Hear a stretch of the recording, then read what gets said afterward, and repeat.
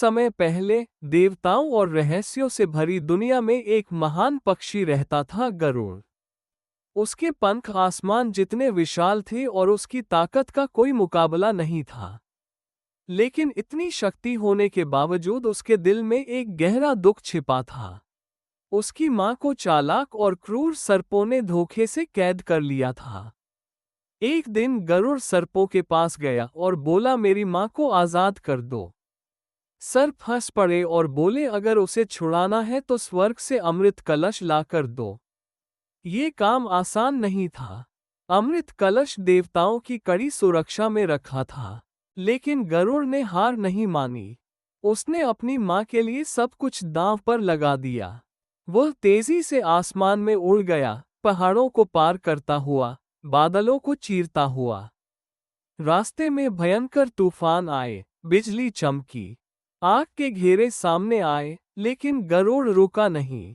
उसकी हिम्मत हर मुश्किल से बड़ी थी।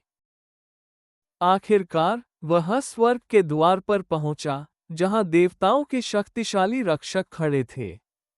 उन्होंने गरुड़ को रोकने की कोशिश की और फिर शुरू हुआ एक भयंकर युद्ध। गरुड़ ने अपनी ताकत, गति और बुद्धि से सभी बाधाओं को पार कर लिया। अंत में उसने चमकता हुआ अमृत कलश देख लिया, जो सूरज की तरह चमक रहा था। गरुड़ ने उसे अपने पंजों में उठा लिया। लेकिन तभी एक दिव्य प्रकाश प्रकट हुआ। भगवान विष्णु उसके सामने आए और बोले, गरुड़, तुम यह अमृत क्यों चाहते हो? गरुड़ ने विनम्रता से सिर झुकाया, मैं अमर नहीं बनना चाहता। मैं अपनी मां को बचाना चाहता हूँ। उसकी सच्चाई और प्रेम देखकर विष्णु प्रसन्न हुए। आज से तुम मेरे वाहन बनोगे।